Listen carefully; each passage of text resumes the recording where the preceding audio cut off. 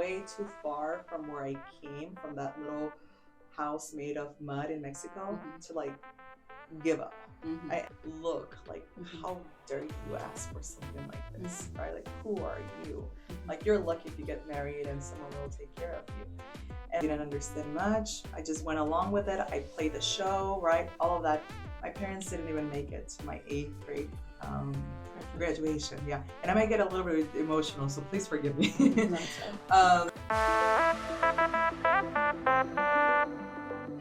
Hello everyone, welcome. Today I am super excited because it's the first official day of my first podcast.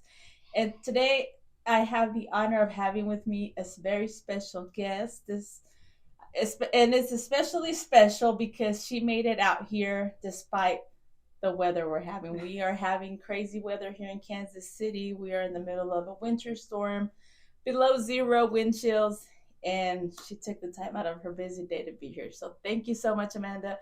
And on top of that, you're my first guest, so you're the official madrina, godmother. Yay, no pressure. No pressure. The official godmother of the first episode of this podcast, which the name is just Velia because it's just you. Velia, yeah. Like Oprah. Well, thank you so much. Just so everyone knows a little bit about who you are. Do you want to share a little bit about your background? Definitely. Well, first of all, thank you so much for having me. It's such an honor to be able to come and join you. And we are actually at the first office of Plex Capital here in this location. So you basically took over the office that we first had for our company, which I'll explain later more about who we are and what we do. But thank you so much for having me. I consider you a friend. And so I'm extremely happy to be able to be here and be your first guest. So hopefully I don't disappoint. My name is Amanda Villarreal. I will say it in Spanish, Amanda Villarreal. And I'm a native of Guadalajara, Jalisco, Mexico. I was born in Guadalajara in a small little town and basically lived there until I was 5 years old. I came to the States as an illegal immigrant child in 1989. And I usually joke around. I say that I'm like the part of the legacy of the Ronald Reagan administration because it is through the amnesty of 1986 that Ronald Reagan signed that allowed many people that were here in the States, which that includes my father, to go through the amnesty program to legalize him and then the family as well. So yeah, I joke around with a lot of my friends, and you know, I gotta make proud like the administration of Ronald Reagan because I'm part of his legacy. But I came here to the States as an illegal immigrant, immigrated to Southern California. I don't know if you've heard of the Coachella Fest. It's a big annual fest. Yes. Where a lot of famous people go and get crazy. But I actually went to Coachella Valley High School. Early 2000s, late 90s, and then lived in that area. But the beauty of my journey has been such as that I came from nothing. Literally, when my parents decided to bring the family here to take advantage of the amnesty of 1986, we immigrated, we crossed the border. I still have fresh memories of what that was. And we came to Southern California to live in a mobile trailer, an X-shaped trailer. I don't know if you've seen those camping trailers, Velia. Mm-hmm. Very, very small. That's where we lived for a couple of years. Mom, dad, 3 older siblings, and myself. I was the youngest one at that time. And we would get up early in the morning, at 3 o'clock in the morning, to the smell of the burritos of my mom. So my mom, traditional, typical Mexican woman, she would get up in the mornings and refried beans to make bean burritos, because we would then go to the field right around 4 o'clock in the morning to the grape fields to pick grapes. And so my parents would be the ones picking the grapes, and then my brothers and I, we would go and carry the buckets and get them weighed and then get the 5 cents per bucket for our labor, right? But I so looked forward to eating those burritos during lunch. That was like the highlight of the day. And we did that for however long. I don't remember specifically how long, but it taught me hard work and some of the values that I carry on and that I now try to really teach my children as well. Mm-hmm. But fast forward to that, throughout the years there in Southern California, I started to sell Avon in the mobile trailer park area that we lived. I would also go and fry that little pinwheel Doritos. I don't know what you call them, but like they're the Dorines. yes, Okay. yes. I would go along with one of my classmates who also happened to be my neighbor, and we would go and fry a bunch of them and then make little bags and put them in a big box and then go door by door and sell them as well. So at a very young age, I knew that the way to make money was to be in sales and, you know, knock on doors. Yeah, knock on doors. But it taught me so much about money, about hard work, ethics, and so on.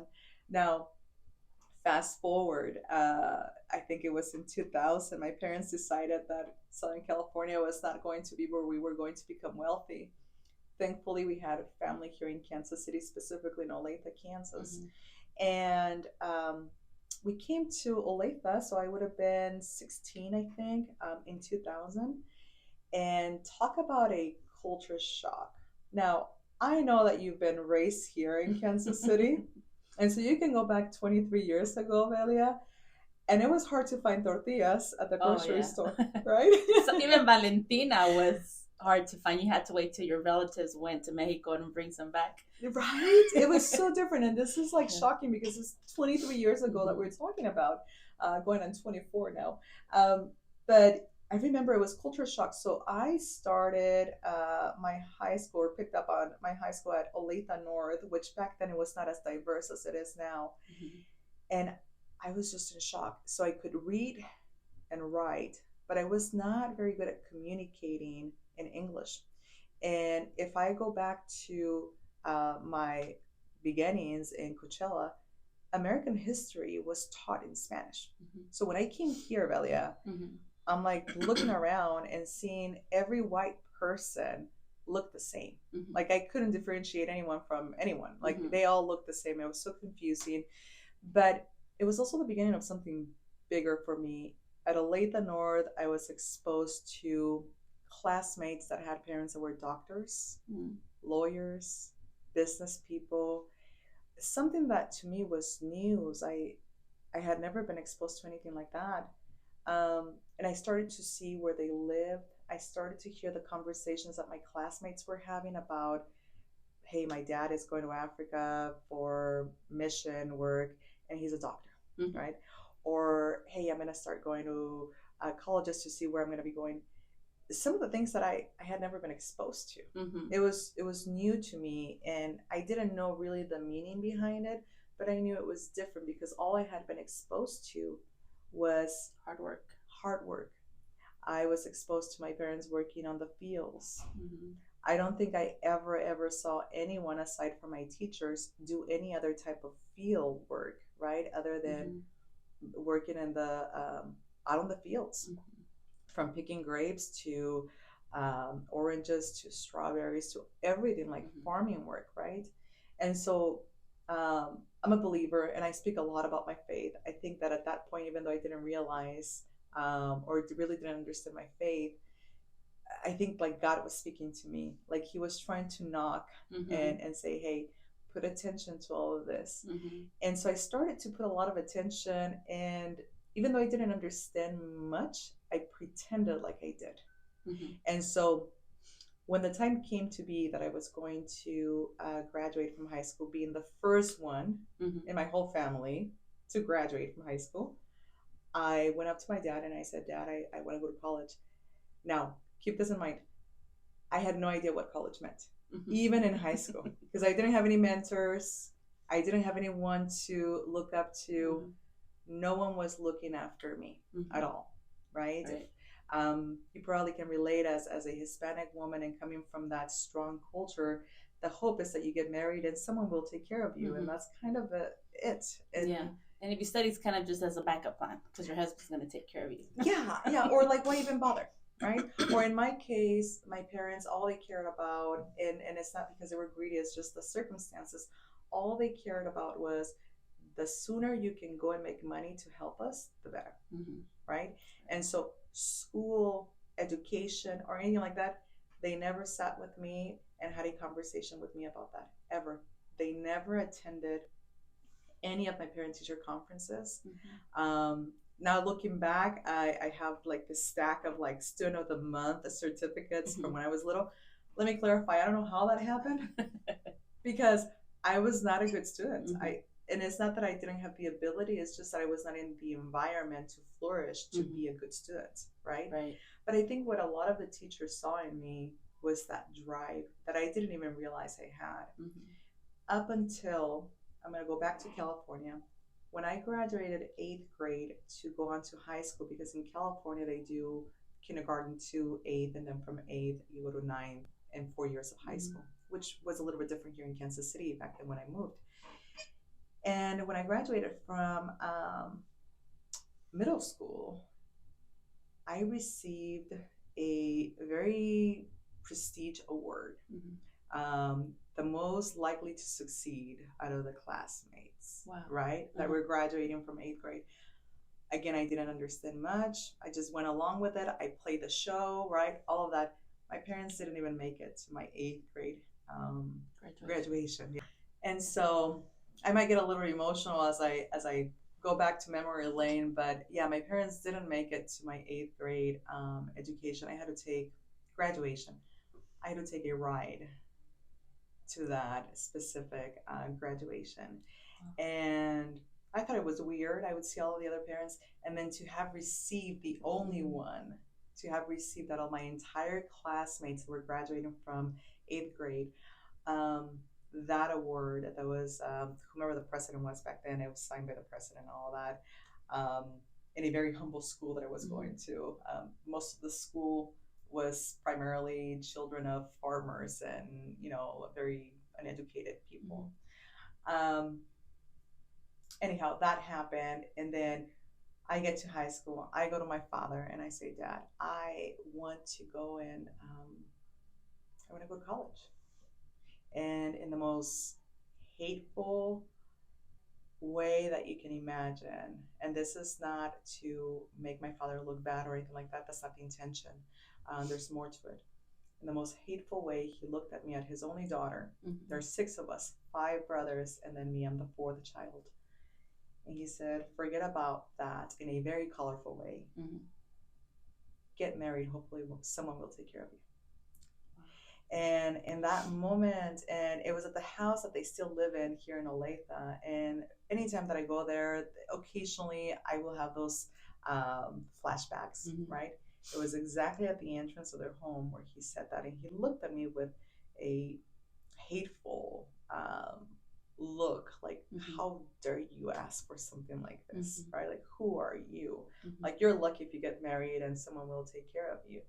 And so I just remember the feeling that I had, and I knew that moment that I had to get out of the house. Like, I knew that if I were to stay there, that I was never going to accomplish anything. And so as Latinas, the easiest way to exit that is by getting married, right? So there was a guy. Because you can't leave the house until you're married. Exactly. Culturally speaking, at least even 23 years ago, that was the case, right? And so there was a guy who was a really good friend of my siblings, my older siblings, and he always liked me, and we dated on and off, and he was the only relationship that my parents would allow me to have. Other than that, I never dated or anything like that. And I was never anyone that was like crazy into parties or anything like that. It was just never me, and that has really never been me. And so I had been dating this guy, and I said, hey, why don't we get married? And I had a lot of respect for him.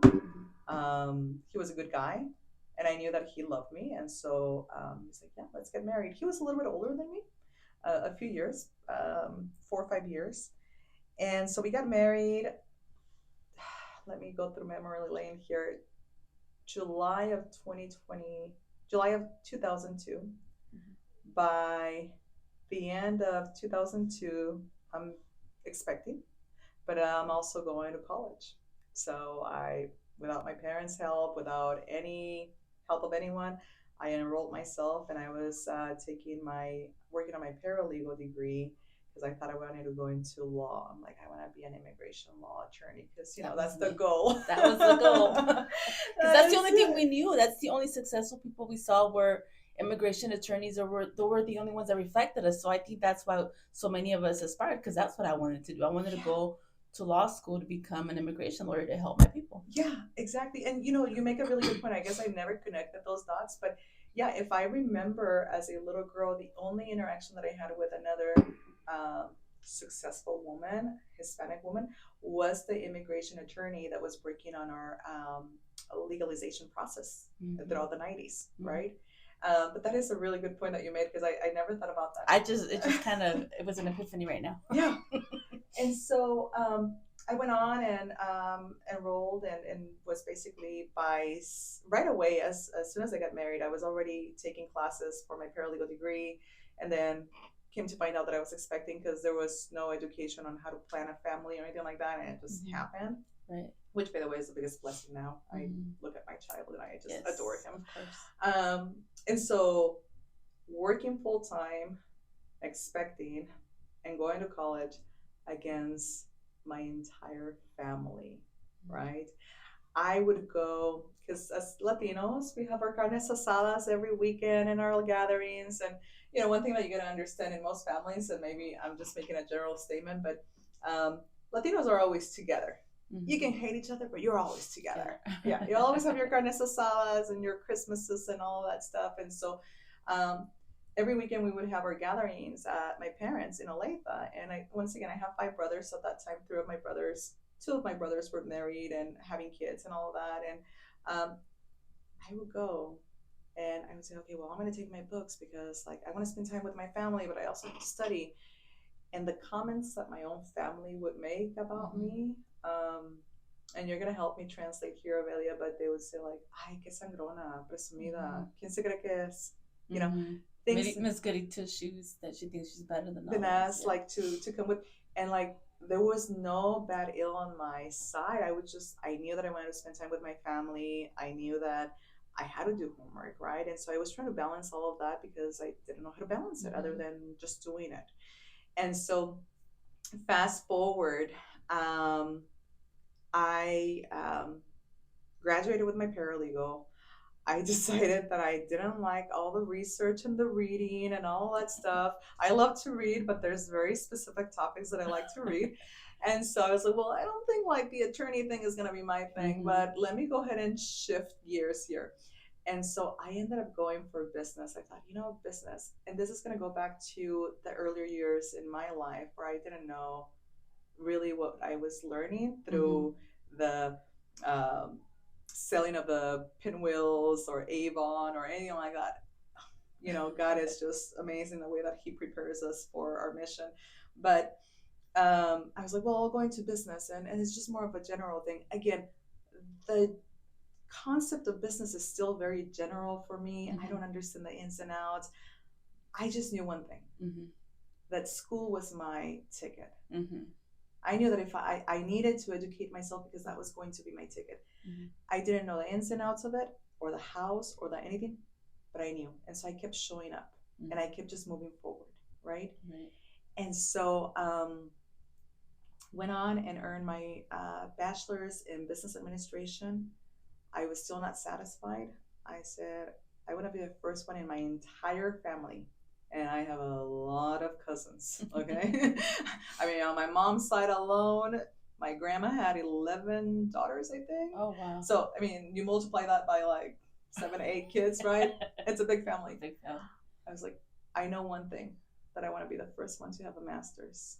And so I went on and pursued my master's, earned my master's. All of that, during that time, I'm also hired by a new startup here in Kansas City. And I was employee number 1, or I claim to be employee number 1 because it's a long story and I won't go into it. But that company took off and I became second in command of that company. That company grew to one of the top 10 alternative funding companies for transportation. And I did very well financially, all in the time period of all of this from 2007 through 2019. My second son, Abe, came along, who is now 10. So I have AJ and Abraham, Abe. AJ is a 20-year-old man that will turn 21 here in a few months. Oh, wow, And already? Wow. Yeah. And he is actually moving out next week, so it's a big month for me. He's finally going on his own, and I couldn't be more proud of him. He's an amazing young man. He works for a company. He also goes to college, and he's just an incredible young man that has been there with me, supporting me. And then my 10-year-old, who is, he's everything. He's the little boy that has stolen my heart. I've been divorced now for almost 10 years as well.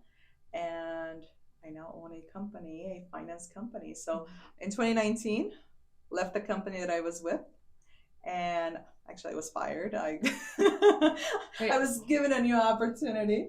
Sometimes, people see getting fired as a bad thing, but a lot of times that's when our biggest blessing comes, when you get terminated from a company. Oh my goodness. They gave me the best education. So being hired in 2007, and being able to go and implement what I was learning throughout my education as I was working on my bachelor's and then also on my master's, and then being able to apply it with a startup that became so successful, and that I was a major piece to that success. It was the best experience ever. I usually say that they paid me to have a Harvard education, and I mean it in the most genuine way. The things that I learned while I was getting paid, the connections that I made while I was getting paid, it's like nothing else. That's important, because a lot of people get caught up in, I'm not getting paid enough to do this job, instead of seeing it as the opportunity that's in front of them. Because sometimes you are there to learn something, and you should see it as, hey, I'm getting a free education. I've seen it that way many times, where you're somewhere where perhaps financially you're not making what you want to make, but you're getting way more value, because in that experience you'll be able to take it somewhere else and make that money that you deserve. Yeah. I think, like, if I may, it's just an observation, specifically as it relates to, I think, women in general, and definitely in our culture, right? As Mexicanas. I think sometimes you're focusing so much in the moment versus having a vision. I think your biggest enemy is saying, what do I have now? What can I do now? Versus saying, what is it that I'm doing right now that will take me and elevate me to the next level? And by the grace of God, I always understood that A, I knew that was not my final home. B, I always knew that I was going to have my own business. And I knew that because I don't like to be bossed around. So, Preach. Yes. And so that's one thing that I have understood about myself. I don't take command very well. Which, side story, when I was graduating from high school, I thought I was going to go join the Army. So I went through the whole process of joining the Army up until the final sign off. And I was like, ooh, this is not going to be a good fit for me. And so now, my business partner, Josh, he laughs. We've been working together for 16 years, I think. And he's like, no, you would have not lasted. Like, no, not at all. Like, there's no one that can boss you around. Yeah. But yeah, that's the long story. Sorry that I just kind of rambled. That's perfect. That's kind of what I wanted to share. I want people to understand where you come from and how you've been able to overcome all those things. And despite those challenges, you're still a successful woman. And like you mentioned right now too, like, you had the opportunity to run a company because of what you learned in school. And you, in a sense, you had a chance to kind of practice. Before you had your own business, you were getting to play with someone else's money, in a sense. Yeah. So you got all the experience and practice without taking the personal loss. Yet a lot of times when you're in that position, I'm pretty sure, like myself and my day job, I treat it like if it were my own business. I take care of it like, oh, it's my baby. It's my baby, yeah. And so when you have your own business, you already know by trial and error that you already had that experience working for someone else, and you're able to, improve and have something much better. So that's why you've been able to have such great success now in your own business. It is, like, I think about, first of all, yes, I think the success that I had with that company it was not that they gave me that success, it's that I went and built that success. Now I give credit where is due, and I think that having the support from the holding company on this new startup that I was part of, that made a difference. But without a doubt, I can say that that company became my baby. I compromised on missing out on birthdays, games, not being there with my oldest son when he needed me specifically for school events or things like that. My focus was go grow that business. And if I grow that business, my life is pretty much taken care of, right? And I did very, very well financially. I learned a lot. And once again, the connections that I built are paying off. Here I am since 2007 through today's date. Those connections are still paying off, where are impacting my business in a significant way, in a very profitable way. So yeah, I would say that change from the immediate thinking, like the what can I get now, the short term, versus the long term, but know that it's going to require sacrifice and a lot of work. And I think we have a society full of entitlement right now, where it's like, well, what's in it for me? Okay, yeah. I'm gonna go back to like John F. Kennedy, who I'm a big fan, even though I can say it freely, I'm a Republican, but you know, I loved John F. Kennedy, and I'm fascinated by the Kennedys, by the way. But don't ask what the country can do for you. That's what you can do for your country. What you can do. And so if people understood that, they would see the world so much more different, and they would see a number of opportunities. Treat it as an investment. Yeah. And yeah, because you've done that, you've kind of, now that you've achieved a certain level of success and you have your own business, you always continue to give back. As a matter of fact, I met you at an event through the chamber, right? Like through the Hispanic Chamber, you went and gave a workshop to kind of tell businesses about this opportunity, how they can have. Because tell us a little bit about what it is that you do at your business. What it's called Plex Capital. What does Plex Capital do? Plex Capital, and that is with a P, because we get a lot of people with flex, and it's like no F. Other than fantastic. Plex Capital is an alternative finance company, and what we do, we focus on providing financing to businesses in the B2B space, and that means a business that is doing business with another business. So not a restaurant, right? Not someone that is going and cleaning houses for Mr. Smith or anything like that. Is a B2B that is non-bankable. So let's just say, hypothetically speaking, that someone owns a construction company and they're being contracted by GCs, general contractors. Typically, whenever you have a situation like that, or a company like that, you're going to be billing out progressively, right? So you complete this phase and you're going to bill $20,000. Well, the issue that many companies experience, and not only in construction, this is staffing, this is anything that you can think about where you're billing. The issue is that you start to bill, but now you got to wait 20, 30, 50, 60, 90, 120 days to get paid for the work that you did. But meanwhile, you're saying, well, hold on, I have labor, I have business expenses, I got to pay Uncle Sam, and all of my money is tied up waiting to get paid.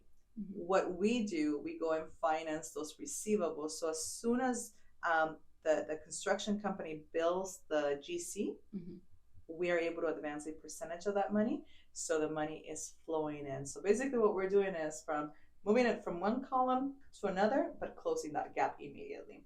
And so it is very common with businesses in transportation and staffing and construction, and some other businesses that would have never even thought about it. But if it's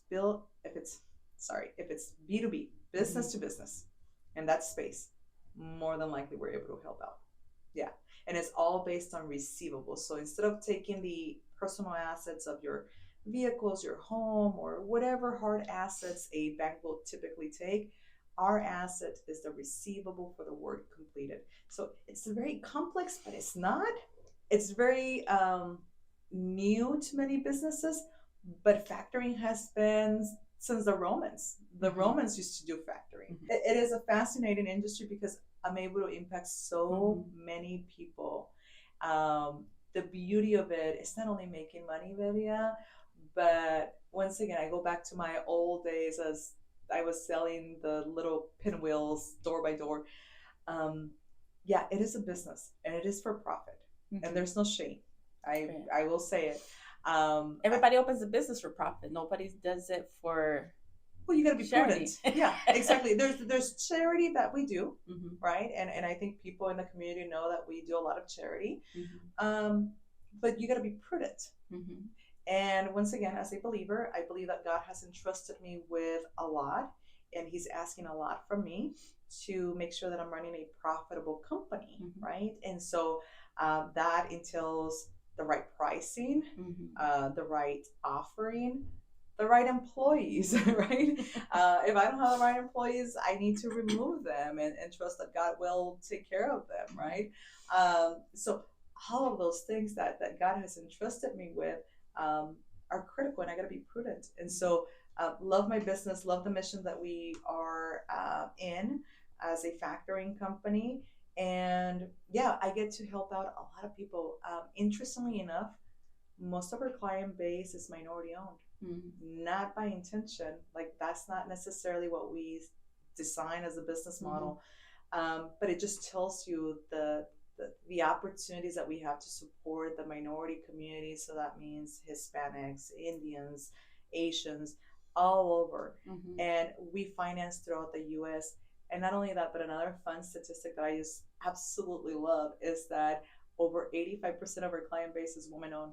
Nice. Yeah. Very nice. And so once again, it's not part of the business model. We're not saying, well, we're just going to go fund women and minority-owned.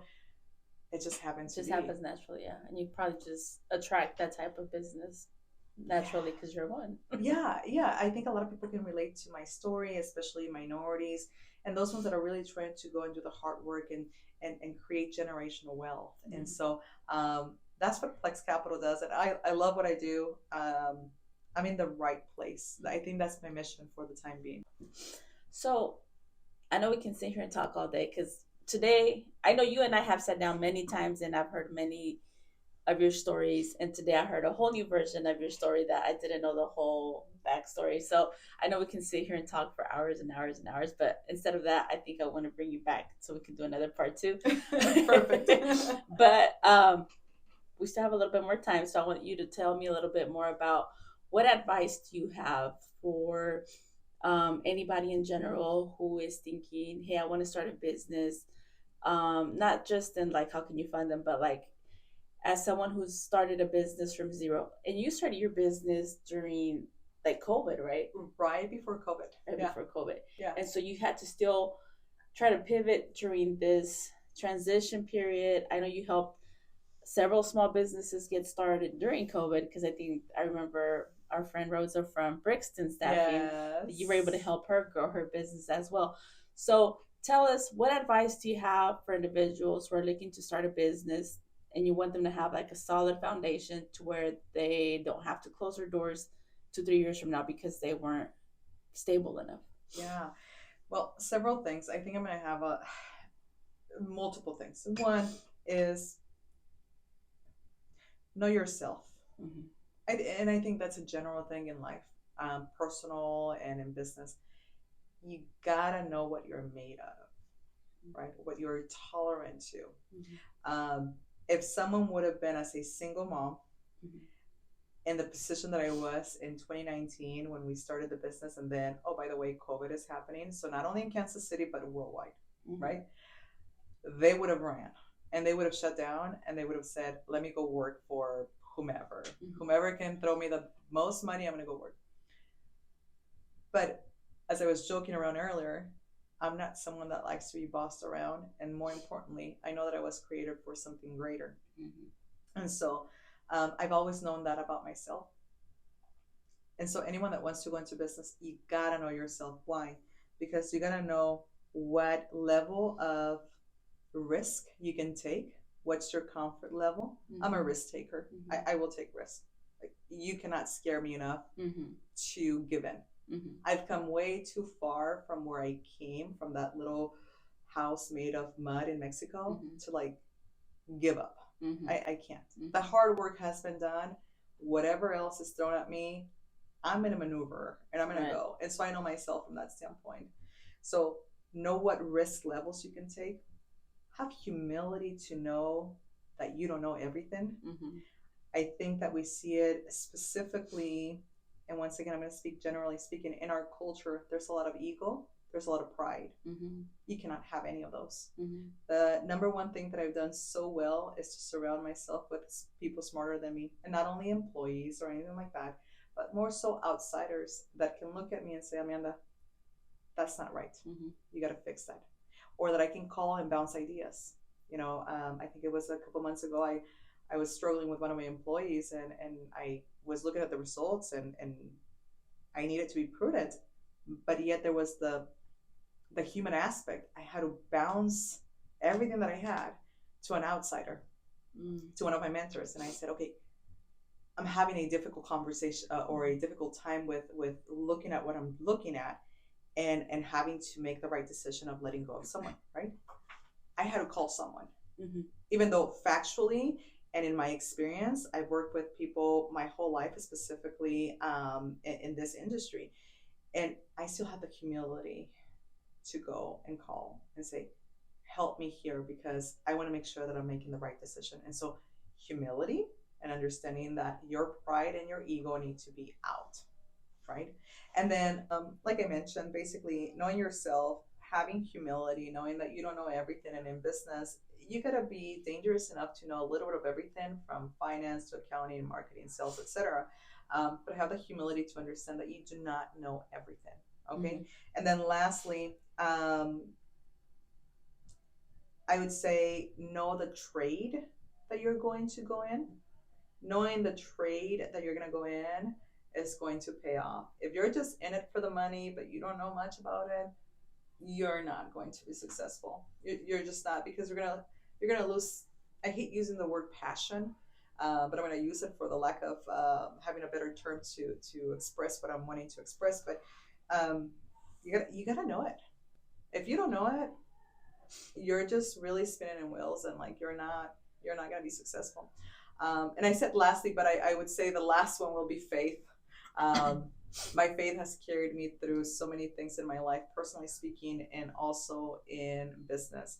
Without faith, I would have never been able to get to the point that I am at right now, and where I hope to be in the next 5, 10, 15, 20 years.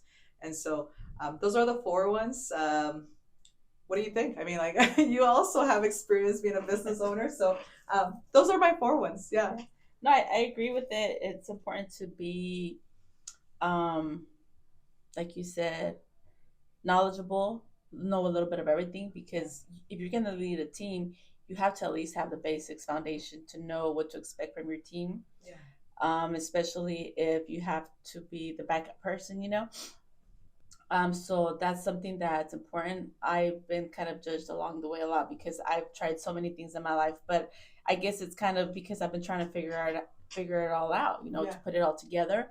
And there's been, jobs that I've had that have not been related to my industry, but at the same time, there's been experiences there that have put me in a position that I have certain knowledge that allows me to reach a certain audience just because of the exposure I had. Yeah. And because I was able to immerse myself in those experiences. So I think, yeah, having knowledge, having a purpose, understanding what your purpose is. Speaking of purpose, I think today had a very important purpose. It's kind of everything kind of just coming full circle. Like you mentioned, this was your office. I did not know this specific office was like your office, because I came to visit you once, but I think it was like in the back or somewhere. Yeah, I don't remember being here, but I remember coming to your office for your grand opening the very first time and thinking, wow, this is a really nice building, the location, and thinking it would be nice to be in a building like this. So then my office, my job, we had to find a new office, and the first thing I thought of was like, I remember that office space that Amanda was in. I'm gonna look into it. So like I've said, she's my mentor. Like, you don't know it, but indirectly, even though I don't call you all the time because I don't want to be bugging you, I still kind of, in a way, shadow you and follow you do it. And it's not to be a copycat, but because I think like you're a trailblazer. You're kind of a pioneer for a lot of Latinas or a lot of women, and so you're kind of going places that if I hadn't met you, I probably would have never known of certain things. And so it's funny that when you walk in, and because I ended up getting this podcast studio for myself, and when you walk in, you're like, this was my first office. Yeah. And then you're my first guest on my very own podcast. So I'm like, full circle. That has to be a sign there. So I'm a believer in intuition and signs, and God puts the right people in your life at the right time and to lead you in the right direction. So I think we're on the right direction. I think so. And I know that I've given you kind of like long-winded answers, but it's just there's a lot. And I think like people look at for example, this morning I was at the convention center here in Overland Park at a meeting, primarily white Americans in their 50s and 60s, a lot of lenders and everything. And all of the servers, you want to take a guess who they were? Latinas. But you know what I noticed? They kept looking at me. Mm-hmm. They kept what is looking. She doing? Yeah. They kept looking at me because I was literally the fly on the wall. And I take that with like a badge of honor. Mm-hmm. I like being the fly on the wall. Mm-hmm. Not in a cocky way. Mm-hmm. No, I go and represent my people. Mm-hmm. And as Oprah has said it before, which I think the world of her, I don't agree on everything, but I think the world of her. And she has said, when I walk into a boardroom, it's not me walking in. It's the many, many, many generations of women in my bloodline that have gotten me here. Mm-hmm. And that's how I feel. Mm-hmm. That's truly how I feel. When I go and represent our community, I try to represent our community at the highest level, not in a cocky way, not in a way that I'm going to go and treat the servers in a less way because they're serving and I'm not. I want to go and serve them. And I want to go and hug them. And I want to go and say, there's more to life than this. Like, this is what you're doing. But not because this is what you're doing, this is where you're going to be your whole life. And I think that's the biggest enemy of many people, humanity, not only Hispanics, but humanity, is that we focus so much on what we can see. Sight is our biggest enemy because it blocks vision. And just like when you walked in those 4 years ago, or however long it's been since that grand opening, you could see it, right? But you just didn't imagine that you were going to be here. But if people were to envision as they're seeing their circumstances, if I would have envisioned at the little house of Adobe in Mexico, the experiences that I've had in my life now, the difference on how my children live, the opportunities that my children have, the charities that we impact, right? All of these things I would have never guessed. But I keep vision in front of me. And so it doesn't matter what it looks like right now. That's not where I'm at. And that's not where I will end up. And so my goal is always to, how much more can I acquire? And so wealth, yes, I think that people think that just by seeking wealth is a bad thing. God wants us to be wealthy. Exactly. We've been blessed already, right? Yes. For those of you that know a little bit about the Bible, just go back to Genesis.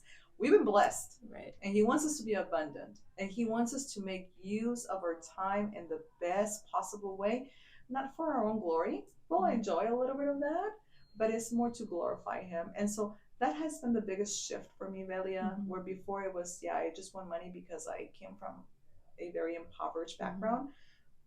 Now it's more of a game. It's like, no, like he has given me everything that I need. I just gotta go and do and execute and do it to the best of my abilities. And I fail at times, but then I pick up myself. And so it's not if you've been knocked down 7 times, it's have you gotten up 8 times. Right. That's what it is. Yeah. And also giving people that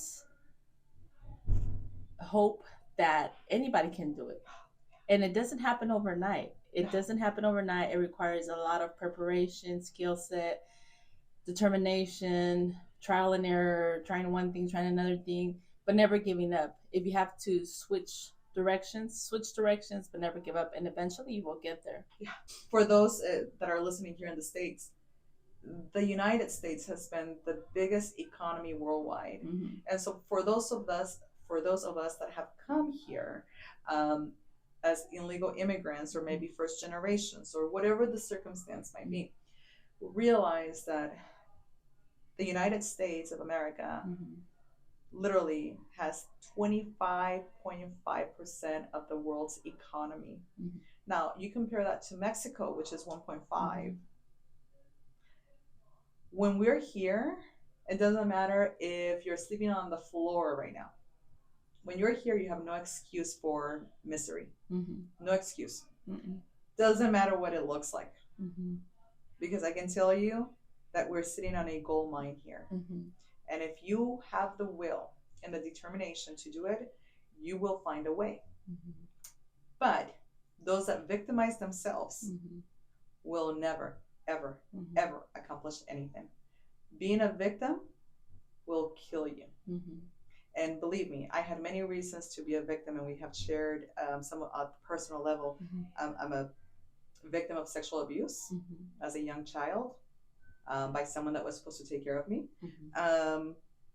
I've had all the obstacles in my life, Mm-hmm. people trying to block me, my own family, Mm-hmm. right? And I love my family. This is by no means trashing my family, Mm-hmm. is the reality. My own circumstances, Mm-hmm. my own head, my own self blocking Mm-hmm. myself. And so what I have learned is never ever to victimize yourself, because then you will remain a victim forever. Mm-hmm. And the days are going by. Mm-hmm. Yesterday is gone. You can't go back. Right. What do you do right now? Yeah. And it's never too late. It's never too late. I recently came across one of the stories with Martha Stewart. I've always seen Martha Stewart, but I've never really known her story. And I know she went to jail and all that, but that's a whole different story. But she went very classic. Did you see the purses she was having, like carrying with her at court?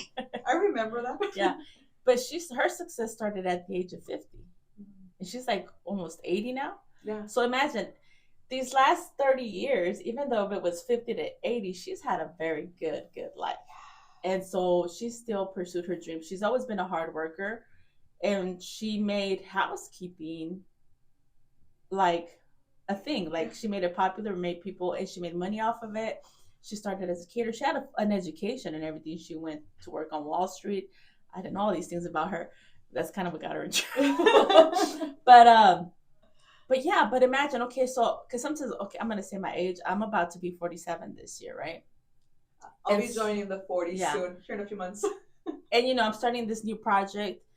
If I wanted to, I could be like, oh, ya estoy viejita, I'm old, I'm 47. I'm too old to be doing that kind of stuff. But no, like, if I live to be, my grandma lived to be 96 years old. That means I still have a good 50 more years to live. Yeah. And I want those 50 years to be good quality years. I want to have a good life. I want to be able to be that viejita that everybody's fighting for her inheritance. Everybody takes care of. Estate planning, people. Yeah. Estate planning will spend it all. Yeah. But you can choose how you grow old by working hard and planning in advance, because we still have a long way to live. Dios quiera, obviously God has the last word, but why not make the best the rest of your life and enjoy your time here on earth and use your gifts and talents. God gave us gifts and talents and put visions in us for a reason. Yes. Because he sees the potential in us, and we're the only ones stopping us. Yeah. And so that's the reason why one of the first things when you mentioned what was the advice that I have is knowing yourself. Mm-hmm. Knowing yourself. And for those that are non-believers, I respect that. I'm a believer, and I'm very, very vocal about this. I think everyone that knows me, they can tell you that. Know yourself, and when you know yourself, you know God. Mm-hmm. And if you know God, believe me, He's sustaining everything. He's sustaining every move, every connection, every opportunity. What you cannot do is just stay home and victimize yourself. Right. You got to get out there. And again, have a level of humility. Mm-hmm. I see that. Again, I'm going to use a very general statement. I see the biggest issue, specifically in our community, with pride. Mm-hmm. Leave that. I can tell you that as you look at me right now, I am the humblest person that you have seen in mm-hmm. probably my whole life, mm-hmm. because I carry that insecurity of like, mm-hmm. well, I don't need people to help mm-hmm. me, or I'm a victim, right? Mm-hmm. As I shared, I had a lot of bad situations that happened to me as a child, and so you can victimize yourself, but my mission in this life is so much more greater mm-hmm. than what has been done to me, the people that have hurt me, or the, what do you call it, rencor? What is the word, like resentment? Resentment. Yeah. I can't, to me, that's a small mindset. My mind needs to be occupied on creating big things. And so this is where I am. People might see it as success. Maybe. Some people might see it as arrogance. People who are watching from their lack of action see it as arrogance. But I think someone like you who's accomplished so much should be very proud of yourself and not be ashamed to say, I did it and I'm happy with myself and I'm proud of myself. But it's viewed badly in our culture a lot of times as arrogance. Yeah, it does. Unfortunately, a lot of our community thinks like that, but it's not. If people could do an x-ray of my heart, they would see the level of humility that I have. I still like to dress nice. I like nice things. I like to experience beautiful things. Why? Because I think that it opens yourself up to see a bigger thing, right? I'm very picky about the hotels that I stay at. I love the Waldorf. Like, I love those experiences. I love them. I'll pay for them because I can afford them, because I've earned it, but also because it allows me to experience a whole different level where I'm like, I like that feeling. Well, that motivates me to keep going even the days that I don't want to keep going. Yeah. And going back to, like you said earlier, if you know God, not to get all religious on you guys and preach and stuff, but sometimes I tell people, because they think, oh, you're just being, materialistic. No, like when God put Adam and Eve on this earth, he put them in paradise. He wanted us to have the best of the best in this world. And as just like us as parents, we want our kids to have everything we didn't have. We wanted them to have all the blessings, life made easy for them. God wants the same things for us, but we have to work for it. Yeah. He had already given it to us and we didn't keep it. Now we have to earn it. But we are entitled as children of God to live in this world and enjoy all the beautiful things in this world. Oh, amen. Yeah, we're speaking the same language.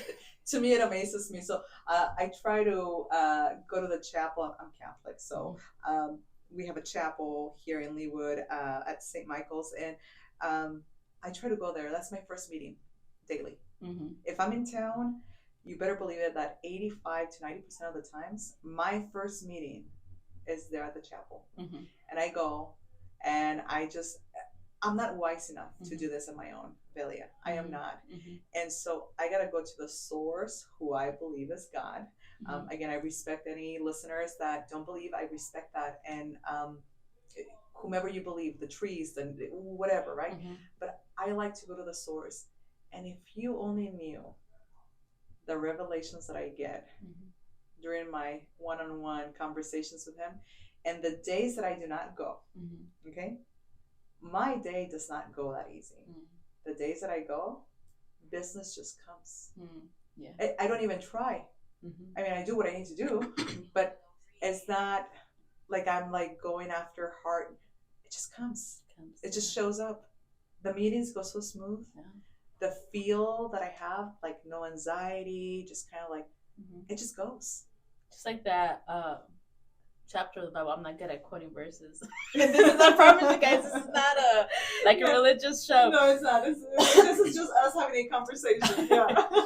But like, seek first the kingdom of God, and all the things shall be given. Yeah. No, it's beautiful. It's a beautiful thing. So for those that are believers, I encourage you to just go and try to seek God in many ways that you can do there through involvement of your community, your church, Bible reading, whatever the case might be. For those that are not believers, completely respect that, right?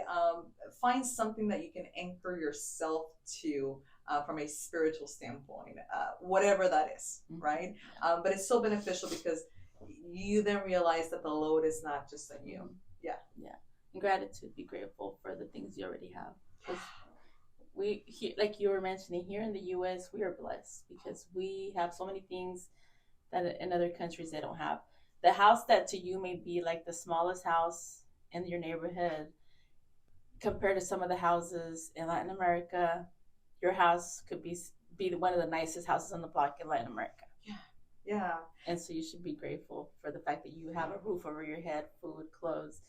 and access to healthcare in this country. Yeah, don't take things for granted. It's a beautiful country.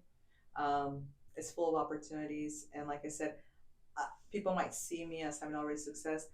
I always use the analogy, and we'll wrap it up whenever you're ready, Velia. But I use the analogy of, for those that are familiar with how to travel on, going to the airport and taking a flight. My life is at the level of like, okay, I already planned my destination. I know where I'm going. I have selected the flight, the time, and so on. Now I'm just like literally heading to the airport. That's where I am in life. I'm not even close to the destination, but I have planned the destination. Right. And so as people see it as success and things like that, and I've done well for comparing where I came from. But that's not it. there's, I mean, if I were to say like, oh, I'm good. Yeah. Excuse me, and this sounds aggressive. Shoot me, like, like no. There's still so much more, God willing, and with His grace and His wisdom, that I want to accomplish. But at the end of the day, it's not only to accomplish for myself and for my children, it's for the greater good. What can I do for my community? How can I impact the world? And again, how can I glorify Him, knowing that at some point I will no longer exist on planet Earth? Yeah, and you do so much, and you got to help yourself first before you can help others. And you do so much for the community. During COVID, your company was doing donations of food. I saw you guys contribute to El Centro many times. And so even though people don't see you out there directly handing out money, I know that you do so much for the community, and a lot of people watching may have already benefited from it and are not even aware of it. So thank you for everything you do. And I know you're a busy woman and have so many other things to do, and I'll have to bring you back again. Well, it's been a pleasure. Thank you so much. And to those that are listening, just know that everything that I'm sharing is from my perspective. So you might agree, not agree, dislike it, or like it. I respect whatever that is, right? But life is good. Life is good. Yeah, life is good. Take advantage of it. Yeah. Thank you so much, and thank you all for tuning in on this first episode. We hope you enjoyed it. And if you know anyone else who has a great, successful story, like my friend Amanda here, we would love to share their story as well. Send me an inbox, and we'll make it happen. Thank you so much. Have a good day. Thank you. Bye-bye.